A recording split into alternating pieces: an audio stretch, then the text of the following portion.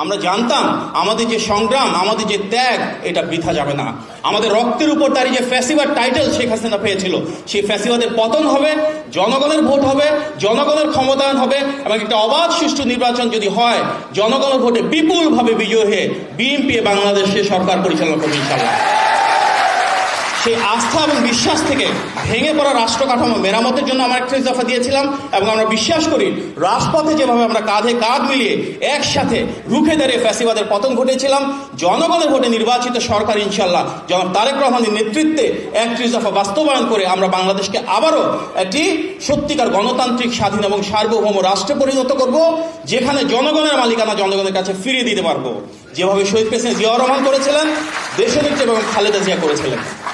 প্রিয় ভাই ও বোনেরা, আমাদের এই 31 দফা দিয়ে বাংলাদেশের প্রতিটি জেলায় জেলায়, উপজেলায়, থানায়, পাড়ায়, ওয়ার্ডে পৌঁছে দিতে হবে। এই 31 দফাতে বাংলাদেশের প্রতিটি মানুষের ভাগ্যের পরিবর্তন রয়েছে। আমরা এখানে যেমন রয়েছি, তেমনি 20 কোটি মানুষের ভিতর প্রতিটি শ্রেণী এবং পেশার মানুষ, প্রত্যেকের জন্য 31 দফাতে ভাগ্য পরিবর্তনের সুনির্দিষ্ট প্রস্তাবনা রয়েছে। যারা যুবক তরুণ রয়েছেন তাদের জন্য যেমন 1 বছর মেয়াদী কর্মসংস্থানের জন্য বেকার ভাতার কথা বলা হয়েছে, যারা নারী ওনাদের জন্য যেমন ফ্যামিলি কার্ডের কথা বলা হয়েছে, যারা কৃষক ওনাদের জন্য যেমন ন্যায্য মূল্যের ভিত্তিতে ইউনিয়ন পর্যায়ে কিভাবে তাদের কাছ থেকে